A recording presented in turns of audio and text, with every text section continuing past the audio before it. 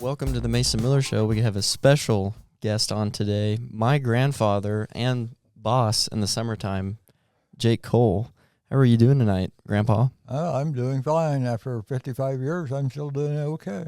I'm still buying and selling antique. So how was the store today on a Friday? Were you busy? It was pretty busy today. We had a dealer in this morning, and it was a pretty good day for us, yes. So with the upcoming Junk Fest coming in October, well, number one, how excited are you about that? Well, I think it's going to be neat. We've really never had a large sale before, and it'd be something new to us, but I think we'll enjoy it, and I think and hope we will have a crowd. I think we will. But most people probably don't know, how you got started in the business and how you've evolved through those 55 years. So can you take us back to 1970 and paint us a picture? Well, in 1970, I had an interest in antiques. My dad was the same way. He brought things home from the city dump when I was a kid and restored them, and you never knew what you were going to find there. I wasn't very familiar with values, but I knew that's something I liked. So I learned real fast. If you think one way you can tell the value, if you pay too much and you can't sell it, then you know you gave too much. So that's a good indication and a good learning experience to buy something too expensive on occasion, because you'll find out it's going to be difficult to sell. So Right. We just did a lot of learning, got started. Back at that time, you could buy a kitchen cabinet for $5 or an ice box for $5 or $10 or a set of nice chairs for $1 to $5 a piece. The prices were much different then. Right. And they increased by a lot, and then some things have backed up a little bit, but some things have stayed really strong. So you originally started out of the basement, right, in your house? We started out of the basement in our house. It wasn't finished at that time.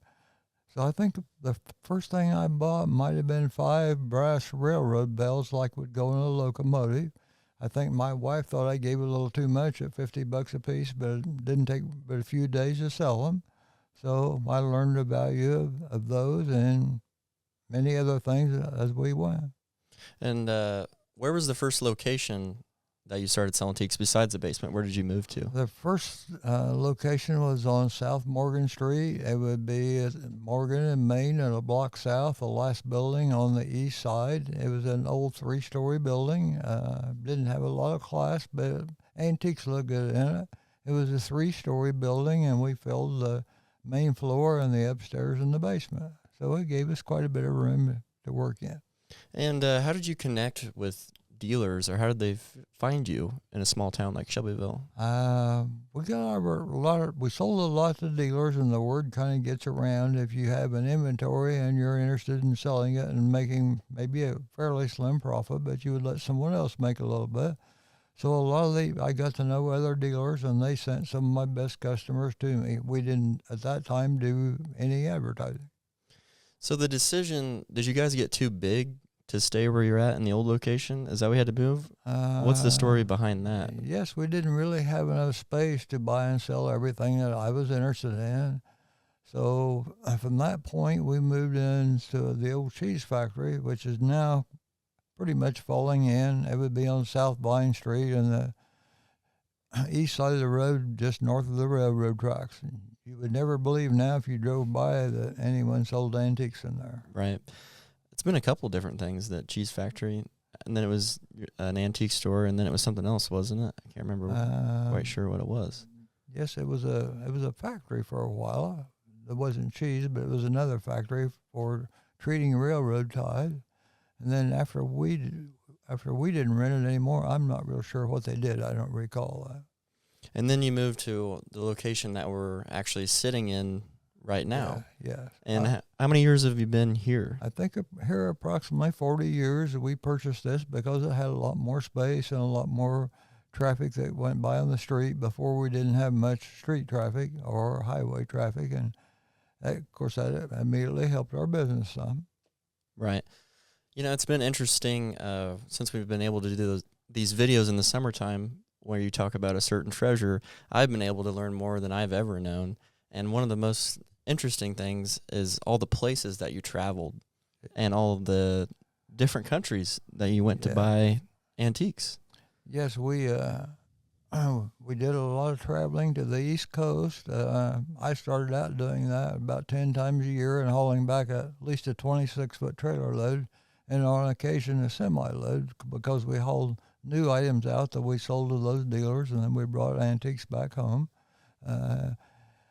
Spent quite a few days away from home. I didn't really need a map to go to Buffalo, New York, and Rochester. And we went there for several years in Erie, Pennsylvania, and Youngstown, Ohio area. And then we started going out out to Maine. We took a vacation in Maine because I'd always wanted to see that state. And we were there a couple of days, and we had to call an employee of the workforce at that time to bring a truck and trailer because our vacation ended up partly buying things, but we also had a real good time. I really like the state of Maine. I think it's beautiful. I think I'd probably rather have a second house there than in Florida, but that's just my opinion. What do you love about Maine whenever you went there? Beautiful country, nice people. Everyone treated us great. We felt safe. It was just interesting to see someplace different. At that time, of course, the food was real reasonable. You could buy breakfast for $2 or $3 and stay in a motel for 25 or 30. Right. So, and at that time, eBay hadn't really started yet, and we could buy even out of antique malls.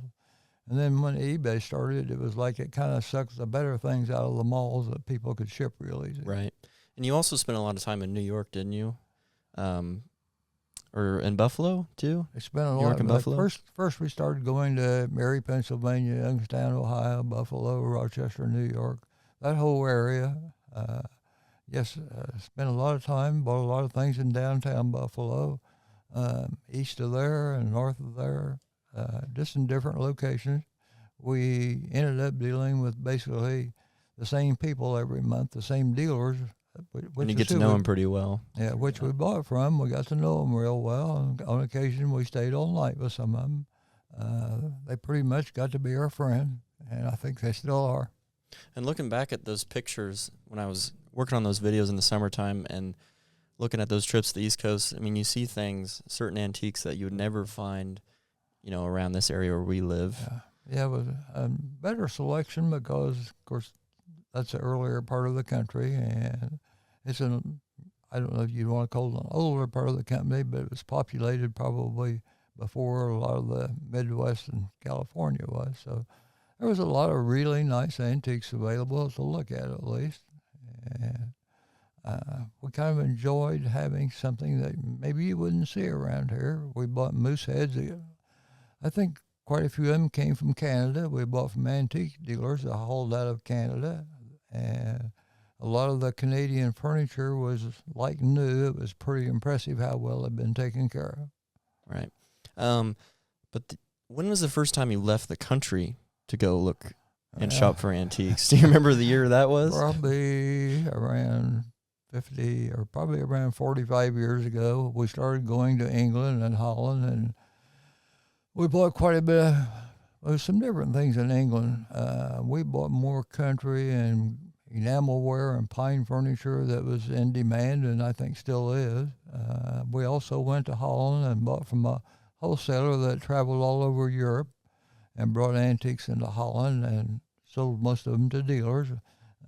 We bought wood duck decoys, farm wagons, a lot of things you wouldn't necessarily see around here, and it gave us a little different look to have, and things sold well. Right.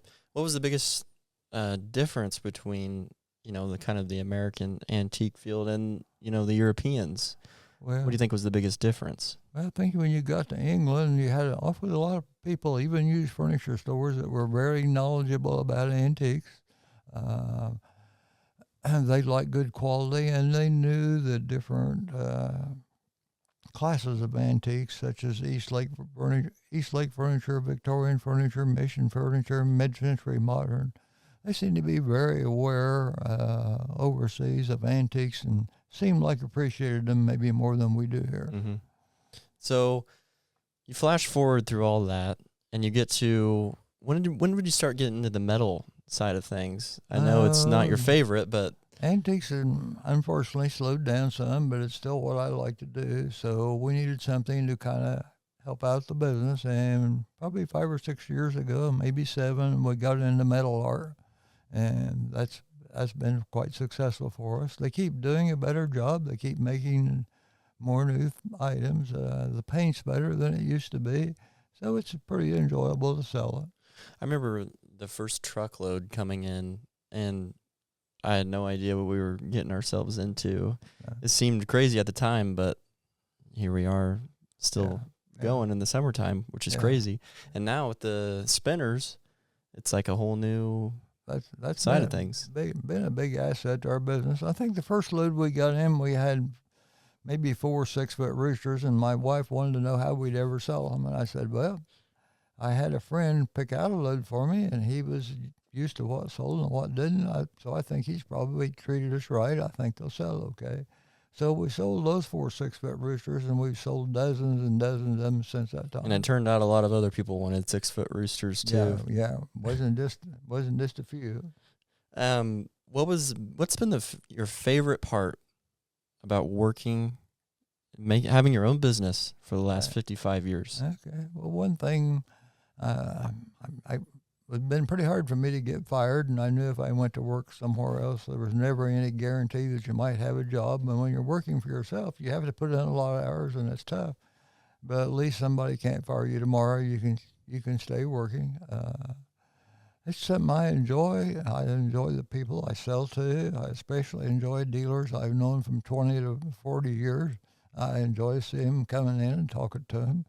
A lot of us have become really good friends. That would be my favorite part. Yes, although I enjoy people coming in. We get a lot of compliments in our place. It's one of the nicest antique shops they've been in. And I guess that makes me feel good. Well, it should. I mean, it is. Yeah. It's a lot of hard work and a lot of years. Yeah. I think we have one of the nicest selections in Illinois. There may be better ones, but I haven't seen them. I think if nothing else, if people came in here, it would be a nice experience for them. It would be completely different than going to a big box store. We don't have anything they sell. We have a lot of different things. And I think people should enjoy history, enjoy the past. And some people come in just to look around. A lady told me the other day it was kind of like walking through a museum, that she wasn't probably going to buy anything today, but she was here in town to a sporting event and said she remembered being here last year, and she just enjoyed looking around, and that's fine. And that's what this place is all about. It's taking care of the past so it can live to the future. I mean, and this stuff, if you do take care of it, it will last forever. Yeah. Unlike anything that... What we sell, basically solid wood. We're not much interested in particle board. I'm not going to say I've never sold any, but only if I happen to get it reasonable somewhere and thought someone might pay a little more. I think it's really neat that some of these things are 100 to 150 years old and they're still in almost like new condition. It blows my mind every video we do when you say, oh, this is 150, this is 175 years old. I'm like, I can't believe, I get to be around stuff that's that old. It just blows my mind every time. Yeah. It's just crazy. So we sell a lot, I always have, from items from the, I would call it the turn of the century, the early 1900s. To 1920s, and now, of course, a lot of those things are 100 years old or more, and a lot of them are still in nice condition. If they're not, you probably won't find them in here. Right. We're going to take a quick break, and we'll be right back. Hi, everyone. It's Carol from Jake's Antiques. You might know us as that place with all the junk, but for us, it's always been something more. As you've heard from Jake, we've had the joy of meeting so many wonderful folks over the years, folks who become friends, not just customers. We can't tell you how much we appreciate each and every one of you. So we thought, what better time than now to throw a celebration? This year marks 55 years since Jake and I opened our doors. To celebrate, we hope you can join us for Jake's Junk Fest. Join us October 3rd from 9 to 5, October 4th from 9 to 3. We've got deals to celebrate the years, like up to 55% off on select holiday metal and 2 wagons full of hand-picked junk, up to 55% off select new furniture, and up to 20% off antiques and metal. Plus, we'll have cookies, cider, photo ops, and a $200 gift certificate giveaway. Just wear a Hawaiian shirt or make a purchase to enter. And the first 250 customers get a free color-changing cup with our Junk Fest logo to remember the day.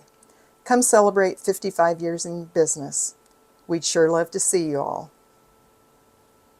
All right, welcome back to the Mason Miller Show. We're still with my grandfather, Jake Cole, and we're going to continue this little chat. So another thing that I think would be interesting to talk about is auctions and how auctions used to be a major part of the antique business. So can you talk a little bit about what your auction experience was like? Yes, I used to attend a lot of auctions, sometimes 2 or 3 a week. That's where a lot of our inventory came from. Not all of it, but it's where a lot of it came from.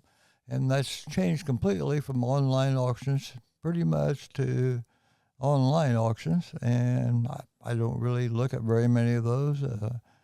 It's kind of convenient because you know about when the item you're interested in is going to sell, but if you can't go look at the items, then it makes you a little hesitant to bid a lot when you can't see everything. But everything changes. It always has. It always will. Everything will always be different, a little bit different next year than it is this year. So we've tried to change with it. On occasion, I've put a few things on online auctions. On occasion, I bought some things from online auctions. It's just a little bit different. I hear some people complain about it, but I think it's just one of those changes that's happened, and you might as well live with it. You have to adapt, or else you'll die. Yeah. And I think it's interesting. We touched on it earlier about eBay, but how did that kind of change everything at the beginning in the antique world? Well, it changed. Probably changed the prices of some things. It probably increased the prices of some things and lowered the prices of others. People would buy something and think it was rare, and then they'd look on eBay and there was 25 of them. So it probably lowered the prices of some more common things and may raise the prices of some better things.